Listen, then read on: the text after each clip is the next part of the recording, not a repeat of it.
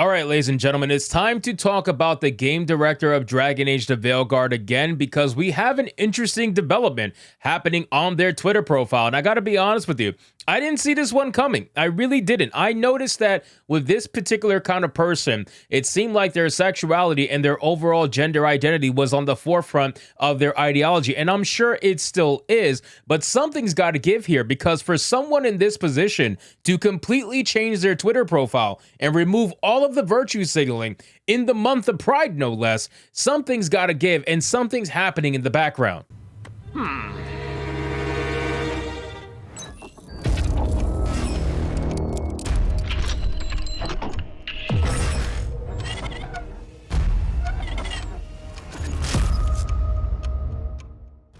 So we have an article here from That Park Place with a headline that reads, Dragon Age the Veilguard, queerosexual gendermancer, game director, removes support for Black Lives Matter and trans rights from the X bio. Now, again, ladies and gentlemen, this person had the very typical, virtue signals all over the place in their X profile. It was literally like the first thing that said in their description was trans, and it had the flag and emojis and all that stuff. Very typical of what you would expect from a hardcore leftist in the gaming industry. They don't want to talk about the fact that they're a director on fucking Dragon Age. They'd rather talk about their sexuality, because that's the most important thing. But that's besides the point. Apparently, they have completely removed all that stuff, and it's very interesting. So let's get into this article, guys, from That Park Place. But of course, before we do, if you are new here, just consider hitting that subscribe button. I would greatly appreciate it, and like the video to push us out into that YouTube algorithm. It says, Dragon Age the Veilguard game director, a man who claims to be a woman,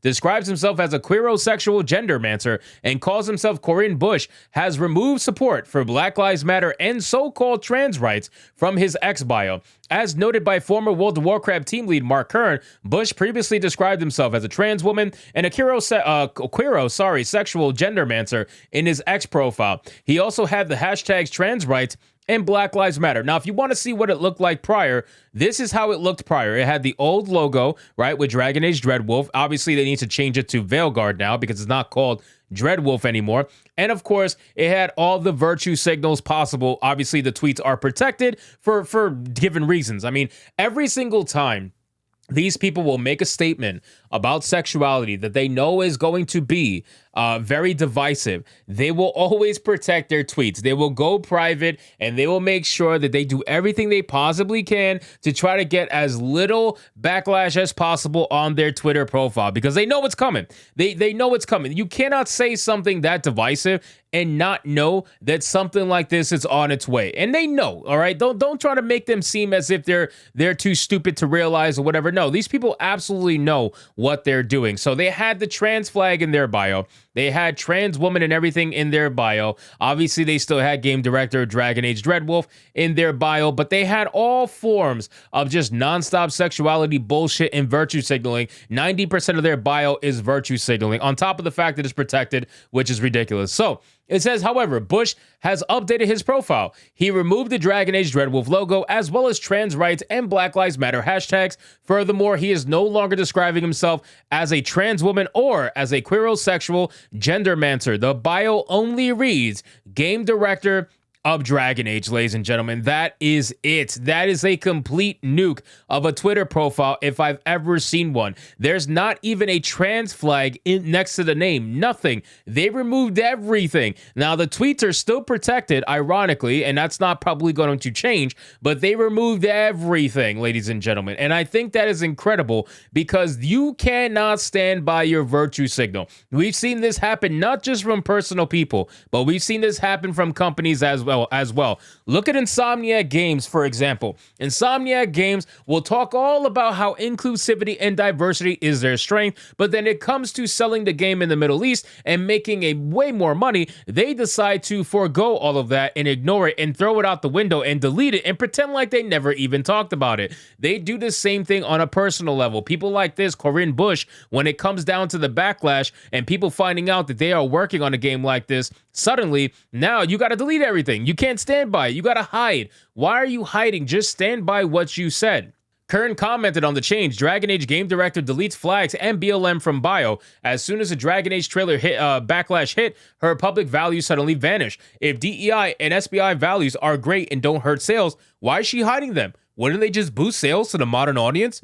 And that's exactly what I've been saying. If you're saying stuff like this, just stand by it. People will respect you more if you stand by it. Even if you are doing something absolutely like nonsensical, like trans and all that stuff, just stand by it. Why did you say things and then delete it? That just makes you look really terrible. You need to just stand by what you're saying. He added, we all know gamers and general consumers in America have had enough of the virtue signaling and stories sacrificed for cheap and token representation. Pride events by retail chains canceled at Target, Amazon, and far less astroturfing because it does affect sales. And that's true. And honestly, if he is deleting all this stuff because he's trying to save the game from his, for the discovery of him being trans, even though it's been known for a while, if he's deleting this to try to save the game, I got a pro tip for you, Corin.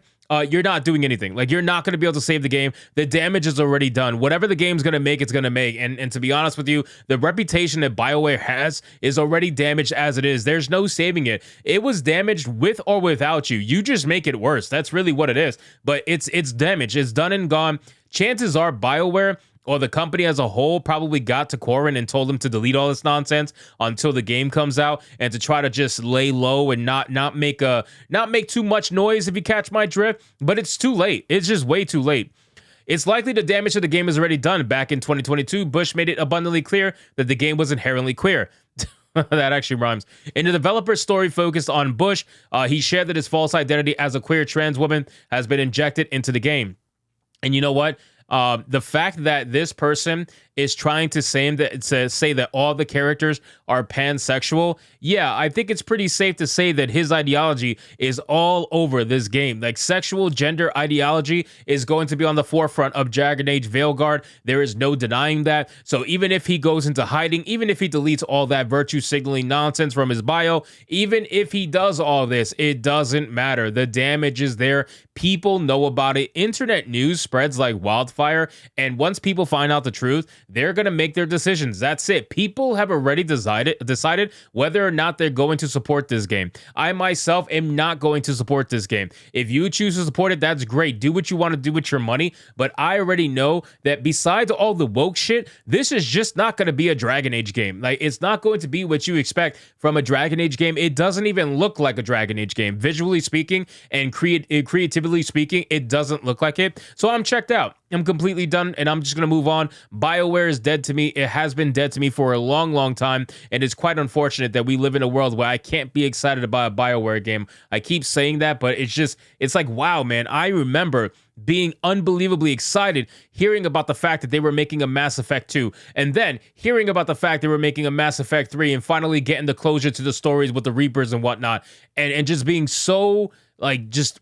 I don't even know how to even put it into words how excited I was. And now I hear about Dragon Age, and I'm like, yeah, this is going to be complete trash. I'm out. So anyway, guys, thank you so much for watching this video. I hope you did enjoy it. If you did, consider leaving me a subscribe. I would greatly appreciate it. Don't forget to like the video, comment, let me know what you thought, and I'll see you guys on the next one. Hypnotic out.